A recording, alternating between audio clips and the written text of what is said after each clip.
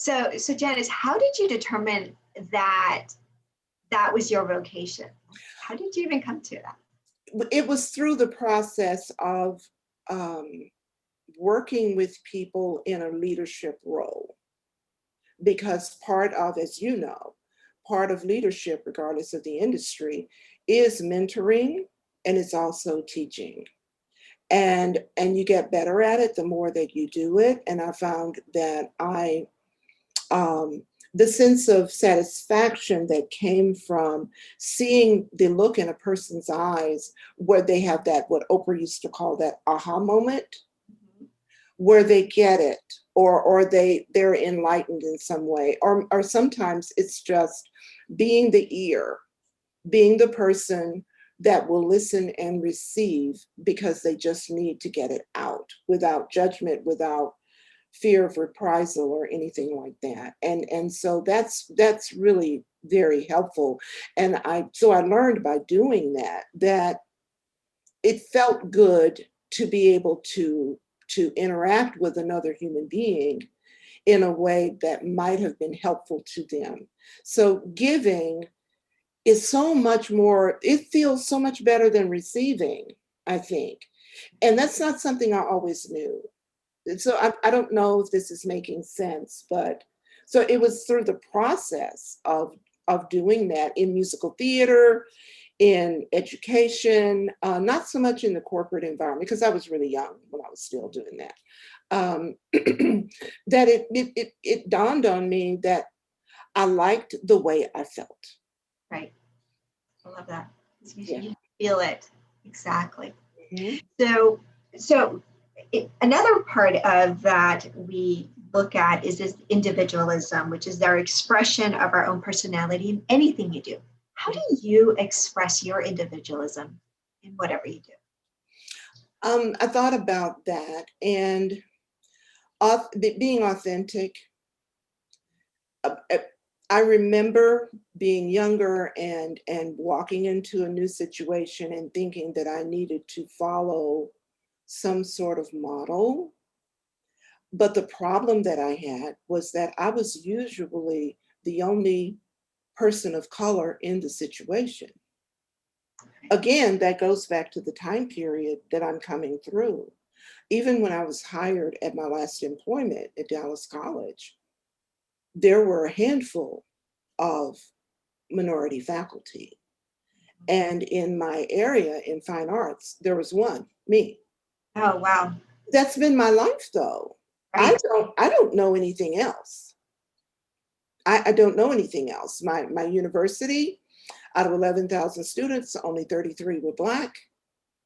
I've always been the only person. So that means that there was no model to follow because there was no one else to look to. And then when you're in a field that's predominantly male, you still further don't have a model because you're the only female in that role, in that organization. And I eventually arrived at the space where I realized, you know what? I'm a musician. I'm not an actor. I'm horrible at acting and I don't like it. And I don't like lying. I just need to be who I am. People are either going to accept that or they're not. I'm not going to be able to keep up the facade if I go in there with one. And just as I can see through people who are not authentic, why do I think somebody wouldn't see through me? And so you're not going to be able to establish a trust, even with just your fellow coworkers, if they know that you're pretending to be something you're not. It's just, so authenticity, my authenticity, and you know, to the other person, you want me to accept you as you are. Well, there's reciprocity there. Right. And so we will either connect or we won't. There'll either be congruency there or there will not be. But at some point along the way, along my life's journey, I will land in places where synergy happens. And so that's, you know, when it's not there, it's not there. But when it's there, it's everything. So I'm just me, and I'm eclectic. So my diverse work background fits my personality. I like antiques and I like modern. Love it. If you're in my home, you see both. You see old wood and chrome and metal. And that's who I am. The music, my musical choices, or world, everything. And so that's who I am. That's beautiful. I love that. I love that. You mentioned something where it's, if it doesn't feel right with with their authors, when you're trying to be something else. I remember that when I first started in my career and younger, I knew I was trying to fit this pattern, but it feels like you're wearing the wrong size coat, and then you finally realize, wait, this is not me. Yeah. Let's get that off and figure out what it is and be more comfortable.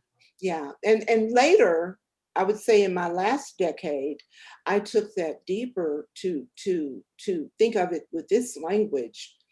I am enough as I am. Yes. I'm not broken. That is beautiful. That's quotable right there. Right there. I don't need to be fixed, So. All right. Thank you. So let's talk about higher purpose. And the higher purpose is the meaningful reason to live. And money is not part of the equation.